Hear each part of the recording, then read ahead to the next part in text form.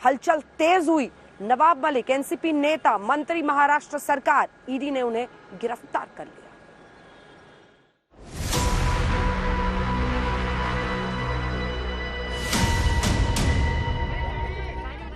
न कोई शिकन, न घबराहट, न परेशानी, न झिझक, चेहरे पर विजेता का भाव, हवा में मुक्का भी लहरा रहे।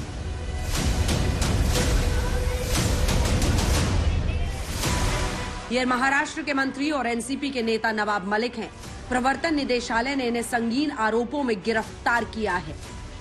जांच एजेंसी ने नवाब मलिक से पहले पूछताछ की और जब सवालों के मुकम्मल जवाब नहीं मिले तो मनी लॉन्ड्रिंग कानून के तहत महाराष्ट्र के मंत्री को गिरफ्त में ले लिया। राजनीति इतने नीचे स्तर पर जा सकती है, ये बड़ी ही निराशाजनक और गलत बात है। मैं तो कहूंगा ये नगरपालिका, महानगरपालिका के स्तर पर जो होता है उससे भी बदतर होकर, उससे भी नीचे स्तर पर राजनीति का स्तर गिर गया है। पूरे देश में या महाराष्ट्र में जो भी आज चीजें दिखाई दे रही है वो उचित नहीं है। केंद्रीय एजेंसीज इसके द्वारा जो भी हो रहा है निश्चित तौर पर ठीक बात नहीं। महाराष्ट्र की परंपरा है, इस प्रकार का कानून भी है कि जब कोई मिनिस्टर पर आरोप लगते हैं और आरोप इतने हैं कि उसमें गिरफ्तारी होती है, अब ये विषय शुरू हो जाएगा कि नहीं वो अभी तो गिरफ्तारी हुई है, अब और आगे चलना है वगैरह वगैरह। ये नैतिकता है और ये महाराष्ट्र की परंपरा है। 2 चीफ मिनिस्टर इस प्रकार से गए तो नवाब मलिक के ईडी गिरफ्तारी के बाद उन्होंने इस्तीफा देना चाहिए। नवाब मलिक की गिरफ्तारी के बाद महाराष्ट्र की सियासत सुलग रही है। ईडी दफ्तर के बाहर एनसीपी के कार्यकर्ताओं ने मोर्चा खोल दिया है और नारेबाजी कर रहे हैं।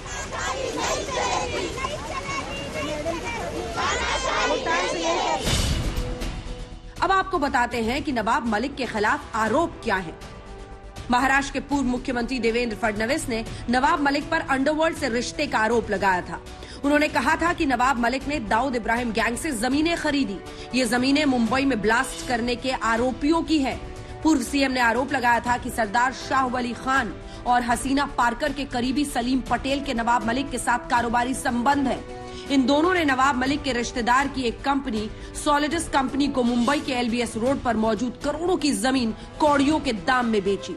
कुर्ला के एलबीएस रोड पर मौजूद 3 एकड़ जमीन सिर्फ 20-30 लाख में बेची गई, जबकि इसका मार्केट प्राइस 3.5 करोड़ से ज्यादा था। 4 प्रॉपर्टीज में अंडरवर्ल्ड का एंगल है, किंतु जैसा मैंने कहा न ये मेरे लिए सलीम जावेद की स्टोरी है न इंटरवल के बाद का पिक्चर है। तो ये सारे मेरे पास जो सबूत है वो कॉम्पिटेंट अथॉरिटी को मैं दूंगा और कॉम्पिटेंट अथॉरिटी उसकी जांच करेगी।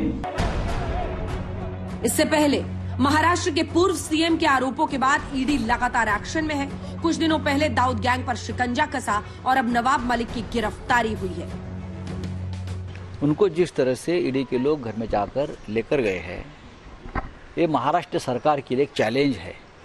मैं मानता हूँ कि एक कैबिनेट मंत्री को हमारे राज्य में आकर केंद्रीय जांच एजेंसी के लोग लेके जाते, जांच कर सकते हैं आप। पुराने कुछ इशू निकाल कर सबकी जांच हो रही है, सबकी जांच हो रही है। 2024 के बाद आपकी भी जांच होगी। नवाब मलिक की गिरफ्तारी के बाद बीजेपी विपक्ष से सवाल कर रही है तो विपक्ष भी हमलावर है। ये भारतीय जनता पार्टी जिस समय घबराती है, इस तरह की एजेंसियों को सामने ला करके लोगों को अपमानित करती है, झूठे मुकदमे लगा करके जेल भेजती है।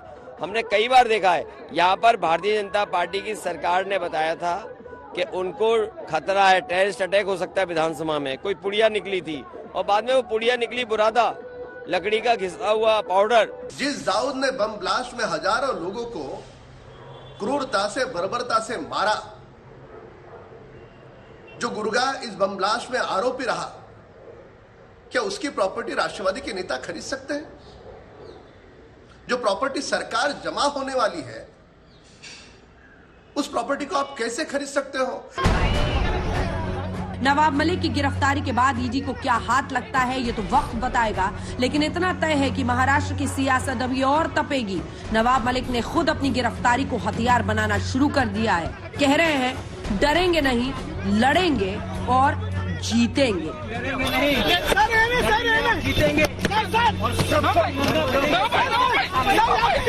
आज तक ब्यूरो।